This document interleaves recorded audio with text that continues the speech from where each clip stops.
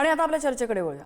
मतचोरीच्या नावाने राहुल गांधी गेल्या काही काळांपासून सातत्याने ओरड करतायत, आरोप करतायत, पण राहुल गांधींव्यतिरिक्त इतर कुठल्याही विरोधी पक्षाने त्याबाबत आतापर्यंत फारशी काही चर्चा केलेली दिसली नाही। पण महाराष्ट्रात मात्र चित्र वेगळं आहे। महाराष्ट्रात काँग्रेसच्या खांद्याला खांदा लावून महाविकास आघाडीतल्या घटक पक्षांनी मतचोरीवरनं आरोपांची सरबत्ती केली आणि यामध्ये राज ठाकरे आणि इतर लहान मोठ्या पक्षांनी, विरोधी पक्षांनी सुद्धा ओरडायला आता सुरुवात केली आहे। विरोधी पक्षांनी आता तर निवडणूक आयोगातल्या अधिकाऱ्यांची भेट घेत आपल्या प्रश्नांची त्यांनी यादी केली आणि ती त्यांना सादर केलेली आहे। मुद्दा असा आहे की मतदार याद्यांमध्ये घोळ आहेत हे वास्तव आहे, त्यांना सुधारायची गरज नक्कीच आहे आणि निवडणुकांपूर्वी ते झालंच पाहिजे। पण हे घोळ आजचे आहेत का? तर तसं नाहीये। हे घोळ अनेक वर्षांपासूनचे आहेत। खरं तर अनेक वर्षांपूर्वीच ते सुधारले गेले अपेक्षित होतं, मात्र तसंही झालेलं नाहीये। अनेक वर्षांचे हे घोळ तसेच कायम आहेत। पण विरोधकांना त्या काळी प्रश्न पडलेला नव्हता, किंबहुना या आत्ता सत्तेत असलेले ज्या वेळेला विरोधी पक्षात होते तेव्हाही असेच घोळ होते, त्यांनाही प्रश्न पडलेला नव्हता। जितक्या तीव्रतेने हे घोळ आता दाखवले जात आहेत तेवढेच तीव्र हे घोळ खरंच आहेत का? जर हे घोळ कुठलं राजकीय कृत्य असेल तर त्याचा फायदा नेमका कुणाला होणार, की हा सगळा निवडणुकांपूर्वीचा एक नॅरेटिव्ह सेट करण्याचा नवा डाव आहे? याच सगळ्या विषयांचा, याच सगळ्या कंगोरांचा आपल्याला आज अभ्यास करायचा आहे।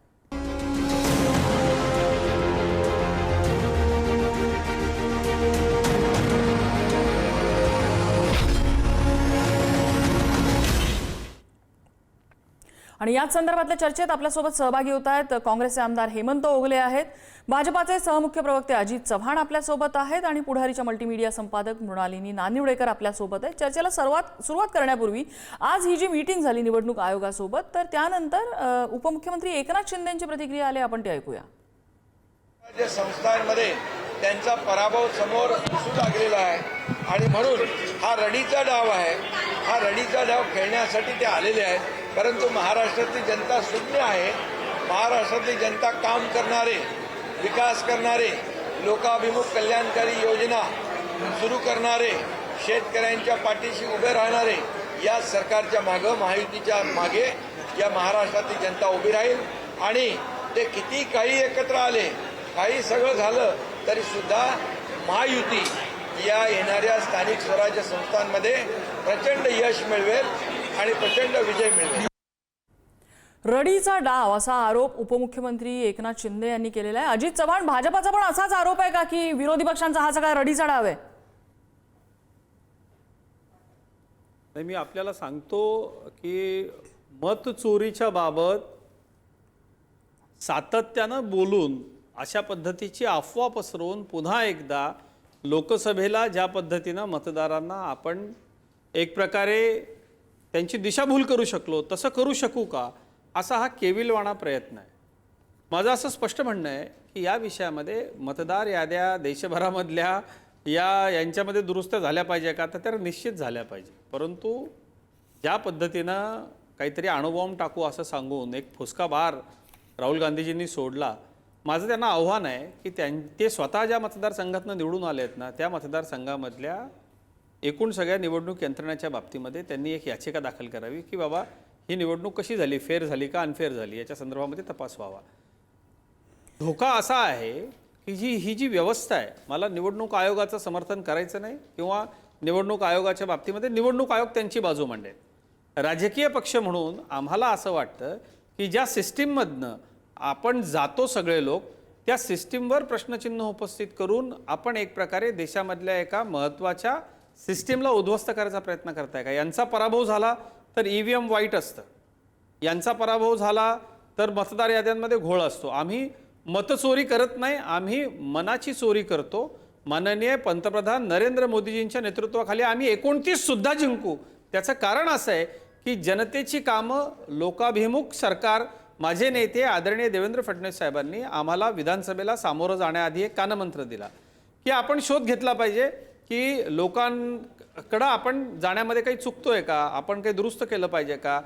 आणि अतिशय नम्रपणे आम्ही लोकसभेमध्ये जे काय आमची थोडीशी आकडेवारी कमी झाली, म्हणजे फार ती थोडी होती, पण त्याच्यामध्ये अफवेचा रोल फार मोठा होता। तर मला असं वाटतं की माझे नेते आदरणीय देवेंद्रजींनी आम्हाला सांगितलं, आम्ही त्याच्यावरती कष्ट केले, आम्ही काम केलं, आम्ही लोकांपर्यंत गेलो, पायाला भिंगरी लावून आमचे सगळे नेते फिरले महायुतीचे। आणि महायुतीला लोकांनी पुन्हा एकदा निवडून दिलं. त्यामुळे आमचा फोकस ठरलेला आहे, आम्हाला काम करायचंय, आम्हाला या अफवांच्या भानगडीत पडायचं नाही. आणि या लोकांना असं वाटतंय नम्रताजी की अफवा पसरून आपण पुन्हा एकदा निवडून येऊ, मात्र तसं होणार नाही. हास्यास्पद गोष्ट म्हणजे राहुल गांधीजींनी ज्या ठिकाणी गैरव्यवहार झाल्याचे म्हणजे मतचोरी झाल्याचे आरोप केले त्या बऱ्याच ठिकाणी देशामध्ये राज्यामध्ये काँग्रेस जिंकलेली आहे. म्हणजे किती विरोधाभास आहे, किती हे सगळा गोंधळ आहे. आपण विचारूया ना, आपल्यासोबत ओगलेजी आहेत, काँग्रेसचे आमदार आहेत, हेमंत ओगलेजी. एकीकडे विरोधी पक्ष विशेषतः राहुल गांधी हे सांगतायत की अशा प्रकारे फेक मतांचं भंडार आहे आणि त्या जोरावर भाजप जिंकून येते. दुसरीकडे राज्यामध्ये आता तीच री महाविकास आघाडीने ओढलेली आहे की राज्यात सुद्धा मोठ्या प्रमाणात घोळ मतदार याद्यांमध्ये आहे असा आरोप करत आज आयोगापर्यंत सगळे विरोधी पक्ष गेलेले आहेत. हे कशासाठी चाललंय? यापूर्वी हे घोळ दिसले नव्हते का? आता विधानसभा निवडणूक झाल्यानंतर अपयश आल्यानंतरच हे घोळ कसे दिसायला लागले? मॅडम, एक पहिल्यांदा कसं आहे, राहुल गांधींनी जे बोललंय ते पूर्ण देशाने पाहिलेलं आहे आणि त्यांनी पुराव्यासहित ह्या सर्व गोष्टी समोर मांडल्या होत्या. त्याच्यावरती वस्तुस्थिती पाहता निवडणूक आयोगाने त्वरित काहीतरी निर्णय घेणं गरजेचं होतं. परंतु निवडणूक आयोग हा पूर्णपणे भाजपा निवडणूक आयोग झालेला आहे, तो भारतीय निवडणूक आयोग राहिलेला नाहीये. आणि आजही ज्यावेळेस सर्व आदरणीय पवार साहेब असतील, उद्धव ठाकरे साहेब असतील, राज ठाकरे साहेब असतील, बाळासाहेब थोरात असतील, हे ज्यावेळेस निवडणूक आयोगाकडे ह्याच विनंतीने गेले होते की ही जी सध्याची निवडणूक होते याच्यामध्ये घोळ झालेला आहे.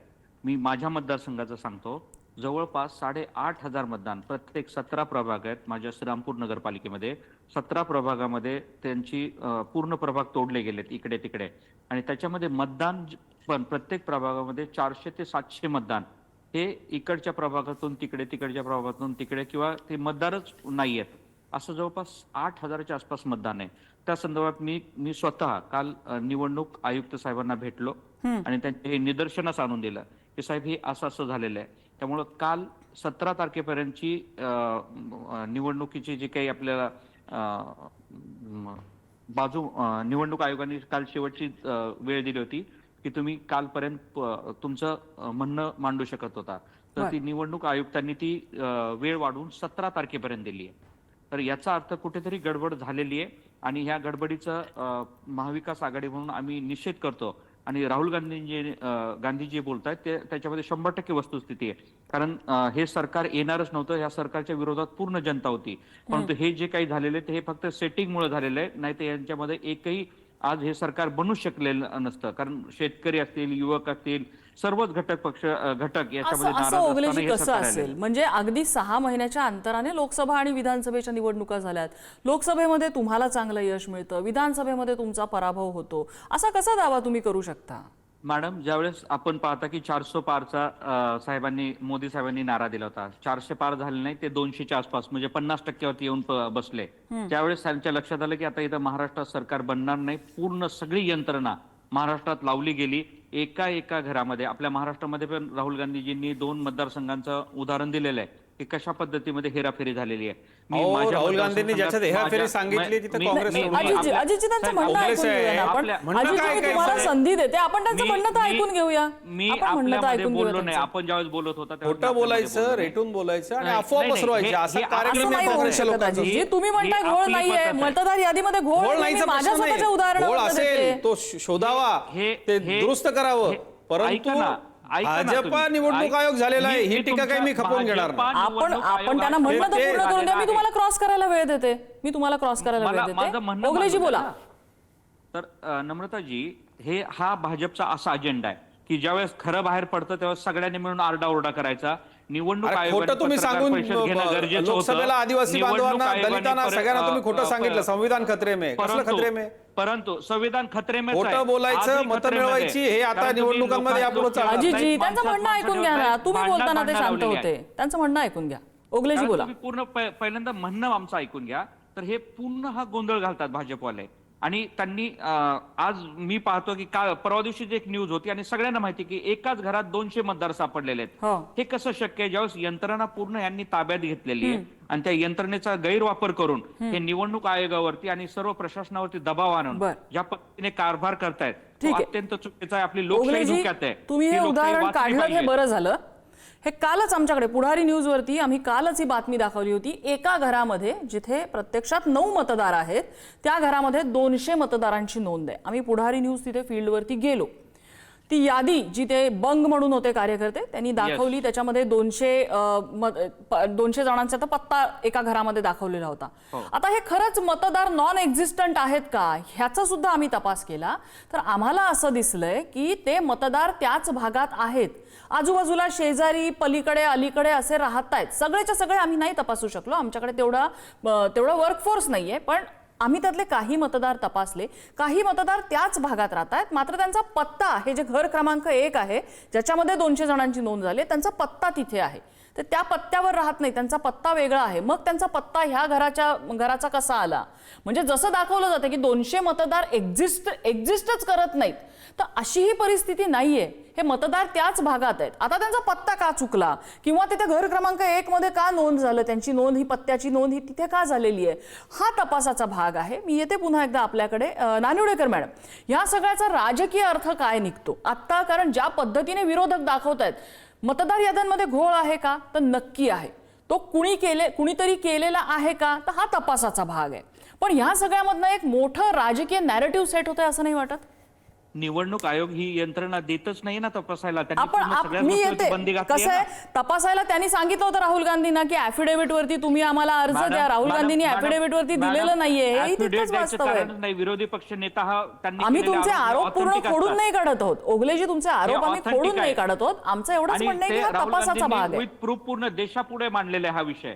मग यांनी त्याच्यावरती अफिडेव्हिट मागायचा काय गरज होती. त्यांनी सरळ उत्तर द्यायचं तर त्यांचं वारंवार तुम्हाला बोलवलंय निवडणूक आयोगानं. ओगलेजी खोट्यावर खोटं बोलताय तुम्ही. नम्रताजी मला बोलू द्या थोडंसं. बिलकुल चालणार नाही असं. ज्या पद्धतीनं तुम्ही लोकांनी खोटारडेपणा केला लोकसभा निवडणुकीमध्ये खोटं बोललात लोकांना खोटं सांगितलं. तुम्ही निवडणूक आयोगाला 100 प्रश्न विचारा. आमचा निवडणूक आयोगाचा काही एक संबंध नाहीये. आम्ही सुद्धा सांगतो मुंबईमध्ये रोहिंग्यांच्या बांगलादेशांच्या हजारोच्या वस्त्या आणून तुमच्या नेत्यांनी बसवल्या आहेत. खोटी नावं परदेशी नागरिक जे विशिष्ट एका धर्माचे आहेत असे हजारो लोक तुम्ही मतदार यादीमध्ये घुसडवलेत. ते सगळे काँग्रेसचे हक्काचे मतदार आहेत. किती वर्ष काँग्रेस अशा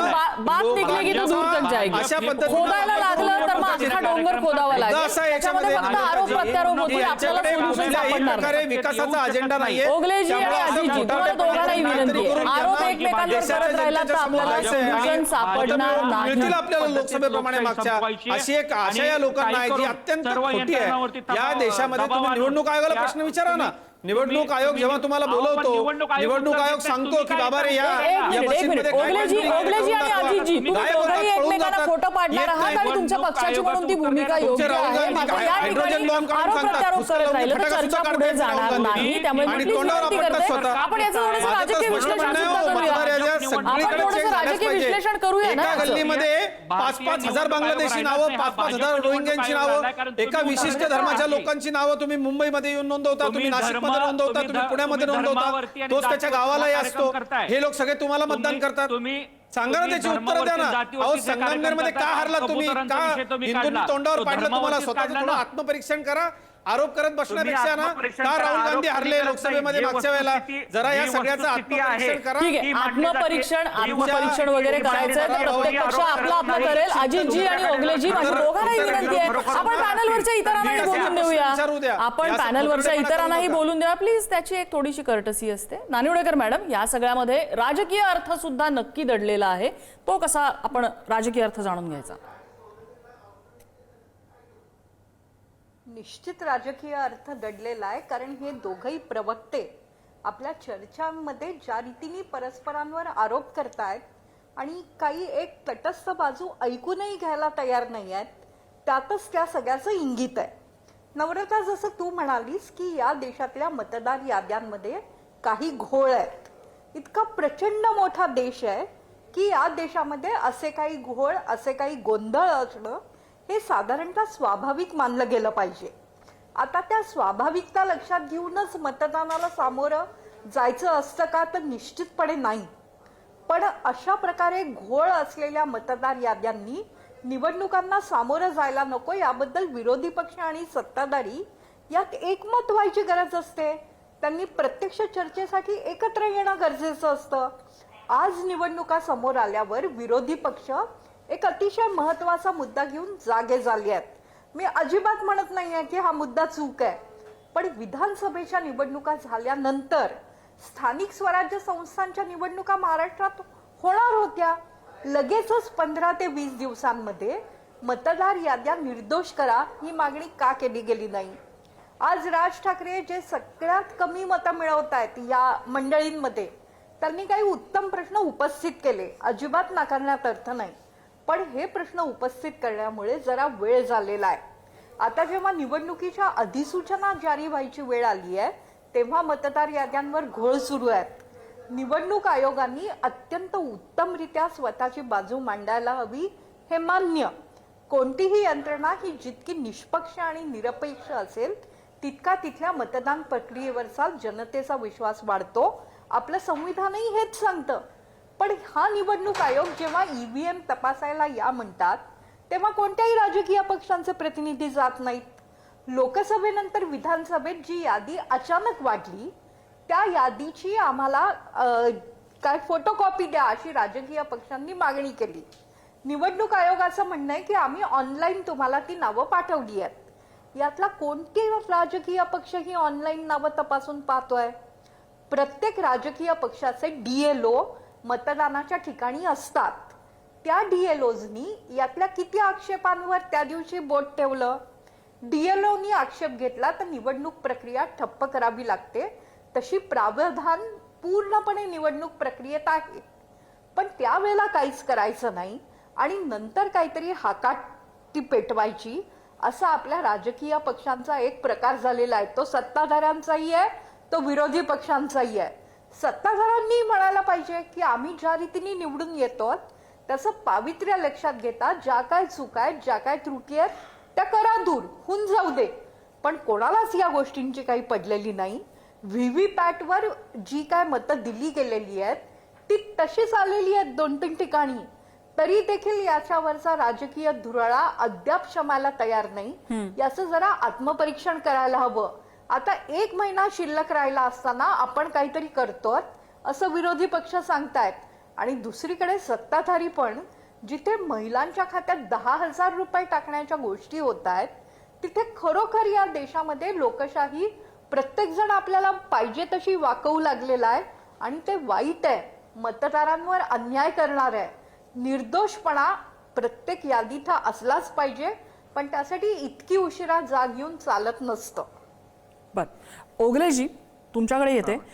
तुम्ही जो मुद्दा उपस्थित केलेला आहे, विरोधकांनी जो मुद्दा उपस्थित केलेला आहे की याद्या तपासून बघा, याद्या सुधारा, याद्यांमधले घोळ बाहेर काढा, त्यामधले जे फेक वोटर्स आहेत, फेक म्हणण्यापेक्षा ज्यांचं खरोखर मतदान नाहीये किंवा ज्यांचा पत्ता चुकलेला आहे, ज्यांचं नाव चुकलेलं आहे, ज्यांचा मृत्यू झालेला आहे, अशी नावं सगळी बाहेर काढा. बेसिकली मतदार याद्या स्वच्छ करा, ही जी तुमची भूमिका आहे अतिशय योग्य आहे. पण आता नानिवडेकर मॅडमनी जो मुद्दा उपस्थित केला, लोकसभा ते विधानसभा या काळात मतदार वाढले असा दावा तुम्ही करताय आणि सपोजेडली तुमच्या मते ते फेक वोटर्स आहेत असा जो तुमचा दावा आहे, या सपोजेड फेक वोटर्सच्या बद्दल तुम्ही विधानसभा निवडणुकीनंतर का तक्रार केली नाही?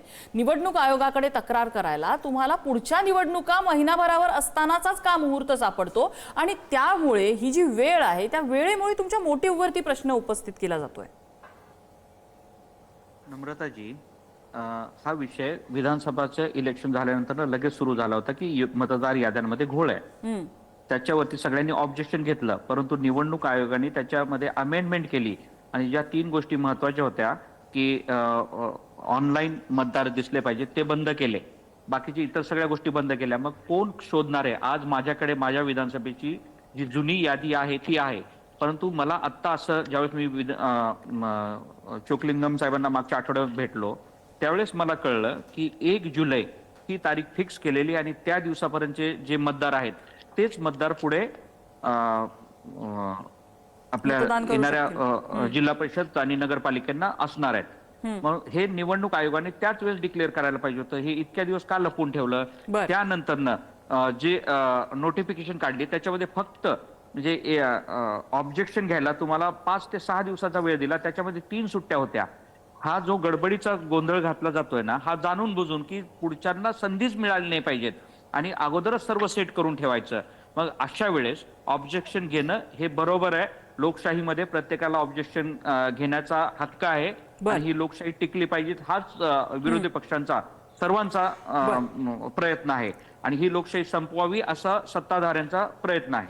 अजितजी, इथे सुद्धा मोटिव्हवर प्रश्न असा उपस्थित होतो की हरकती आणि सूचनांसाठी 6 दिवसांचा वेळ, ज्यातल्या 3 सुट्ट्या येतात, 1 जुलैपर्यंत मतदार यादी बंद होते असं जर सांगण्यात आलेलं असेल विरोधकांना, तर हे सगळं गंभीर आहे. कारण हे बाहेर कुणालाच माहिती नाहीये, हे जाहीरच झालेलं नाहीये नसेल तर मग मतदारांना कळणार कसं की आपलं नाव त्याच्यामध्ये घालायचंय, नव्यानं नाव आपलं त्याच्यामध्ये इन्सर्ट करायचंय, नाव त्यामधनं जर काही कारणाने डिलीट झालं असेल तर ते पुन्हा आलं पाहिजे, हे कळणार कसं?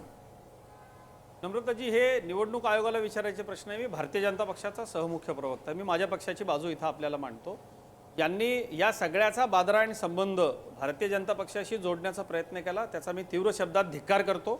हे यांचा पराभव होतोय निवडणुकांमध्ये, त्याची कारणं त्यांनी शोधली पाहिजे. भारतीय जनता पक्षानं वोट चोरी कधीच केलेली नाही. भारतीय जनता पक्षानं मनांची चोरी केलेली आहे आणि आम्ही लोकांच्या मनामध्ये आहोत. माननीय पंतप्रधान नरेंद्र मोदीजी, देवेंद्र फडणवीस साहेब आणि आमचे राज्यातले दोन्ही उपमुख्यमंत्री अजितदादा पवार, एकनाथ शिंदे यांच्या कामावर खुश होऊन जनतेने आम्हाला निवडून दिलेलं आहे. दुसरा मुद्दा असा की मतदार याद्यांमध्ये घोळ नसायलाच हवे, त्या निर्दोष असायला हव्या. पण मतदार याद्यांच्या नोंदणीपासून ते मतदानापर्यंतची एक प्रक्रिया असते. आता जसं मृणालिनी मॅडम म्हणाल्या, त्यांचं जे म्हणणं आहे त्याकडे आपण जर नीट बारकाईने लक्ष दिलं तर ज्या वेळेला मतदान होत असतं तोपर्यंत इतके सगळे त्याच्यामध्ये चेक पॉइंट्स आहेत नम्रताजी, की आम्ही सुद्धा या सगळ्या विषयामध्ये, कारण जसे प्रॉब्लेम्स यांना येतात ना तसे काँग्रेसच्या नेत्यांनी एक गठ्ठा एका विशिष्ट धर्माचं, विशिष्ट समाजाचं, जातीचं मतदान ग्रामीण भागामधून इकडून तिकडून आणलेलं असताना आम्ही सुद्धा त्याच्या तक्रारी करतो. आणि ती कुठली किती वेळ असली पाहिजे, काय असली पाहिजे, जशी ती यांना लागू आहे तशी ती आम्हालाच लागू आहे. हे म्हणजे मला एक गोष्ट कळत नाही, आपण सुद्धा तो प्रश्न मला कसा विचारता?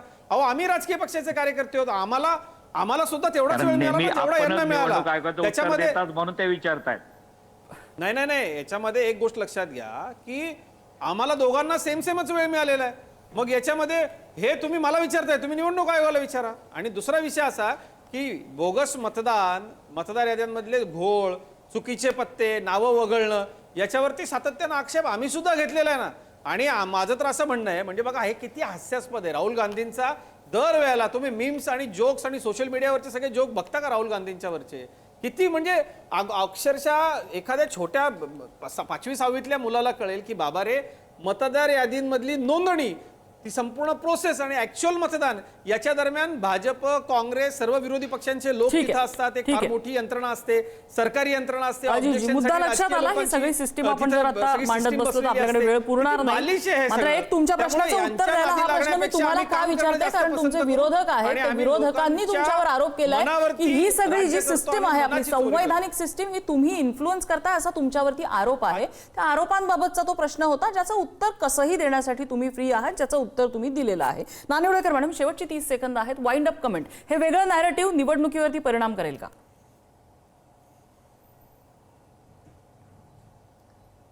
हे वेगळं नरेटिव्ह निवडणुकीवर परिणाम करू शकेल का, याबद्दल मला फार शंका आहे. कारण काय आहे की विरोधी पक्षातले जे काय पक्ष आहेत त्यांच्या संघटना किती सक्रिय आहेत त्याबद्दल सध्या चिंता घेण्यासारखी परिस्थिती आहे. मतदार याद्यात घोळ आहे का? घोळ आहे. केंद्रीय निवडणूक आयोग काही उत्तरं जितक्या शिताफीनी आणि लवकर द्यायला पाहिजे तितकी देत नाहीत, हा देखील काँग्रेसचा आरोप मला मान्य आहे. जरी राहुल गांधींनी अॅफिडेव्हिट करायला हरकत नव्हती हे माझं मत असलं तरी, पण यातून वाट काढण्यासाठी आता जो काय हाताशी असलेला वेळ आहे त्यात विरोधी पक्षातल्या यंत्रणा तितक्या सक्रिय होऊ शकतील का याबद्दल मला शंका आहे. भाजप ही एक मोठी पॉलिटिकल मशिनरी आहे, ती सतत जागी असते, पण आता त्या शक्तीला पुरेशी ताकद विरोधी पक्षांकडे एकत्रितही राहिलेली नाही. आज पत्रपरिषद न घेता ते उद्या पत्रपरिषद घेणार आहेत, पण 2 दिवस पत्रपरिषदा घेऊनही म्हणणं मांडायला काहीच हरकत नव्हती. शिवाय राज्याचे जे इलेक्शन ऑफिसर आहेत ते राज्याच्या मुख्य निवडणूक आयुक्तांना बोलावूच शकत नाहीत, त्यांना तो अधिकारच नाही. मग अशा याच्यात केवळ मतदारांमध्ये बुद्धिभ्रम निर्माण करायचा ही स्ट्रॅटेजी असू शकत नाही. जनतेत ठामपणे जावं लागतं. तसं लोकसभेच्या वेळेला महाविकास आघाडी एकत्रितरित्या गेली, जनतेने त्यांच्या म्हणण्याचा आदर करत मतदान केलं आता मात्र नम्रताजी, खरोखरच या आजही कमी वेळात तसं महाविकास काही आघाडी शक्य आहे एकसंघ का आहे. याबद्दल मला शंका नाही, महाविकास आघाडी एक संघ आहे त्याच्याबद्दल आम्ही अजिबात शंका घेत नाहीयेत. मात्र जी नानिवडेकर सिस्टीम, ज्या मॅडमनी सिस्टीम बद्दल जे, आपण बोलतोय आमच्या संघात त्याबद्दल काही त्यांनी सक्रिय त्यांचं आहे. विश्लेषण मांडलेलं आहे बरोबर नानिवडेकर आहे, मॅडमनी. बरोबर मात्र आहे, एक आहे बरोबर आहे. सरतेशेवटी एवढंच सांगावं असं वाटतं की हे आरोप, ह्या त्याचा चर्चा आम्ही कशामुळे सन्मान होत आहेत करतो. तर ते त्याचा आहे आम्ही सन्मान मला टायमिंग. तर राहुल गांधींची दया ते येते. आहे टायमिंग. राहुल लोकसभा आणि गांधींची दया येते. विधानसभेमध्ये BLO, BLA बरोबर काय टायमिंग असतं? साधून जर मतदारांची संख्या वाढत हे असेल राजकुमार लोकांना माहिती आहे. महाविकास आघाडी म्हणजे मला एकच ओगलेंचंही वाईट नाही. वाटतं की ते आमदार आहेत, त्यांना एकदम सिस्टीम चुकीचं माहिती आहे. ओगलेजी, काम करताय. महाविकास त्यांच्या आघाडी नेत्यांच्या एकच संघ नाही, निवडणुका असं त्यांना मी असे बोलले बालिश नाही. आरोप करावे लागतात. कसं आहे, याच्यावरती आपण आरोप करत बसलो याच्यामध्ये सोल्युशन कुठेच निघत नाही. मात्र नानिवडेकर मॅडमनी जसं सांगितलं की फक्त कुठेतरी नॅरेटिव्ह सेट करून होणार नाहीये. निवडणुका जर जिंकायच्या असतील तर खरोखर ग्राउंडवरती उतरून काम करायला लागणार आहे. कुठला पक्ष ते करतो याच्यावरती कुणाला विजय मिळणार आहे हे स्पष्ट होणार. तोपर्यंत आरोप प्रत्यारोप होत राहतील, त्याच्या टायमिंगवरती प्रश्न उपस्थित केले जातील आणि त्या संदर्भात अशा चर्चा होत राहणार आहेत. कारण निवडणुकांचे पडघम वाजायला लागलेले आहेत. चर्चेसाठी सगळ्यांनी वेळ दिला, सगळ्यांचे आभार. आजचा धुळा इथेच संपतोय.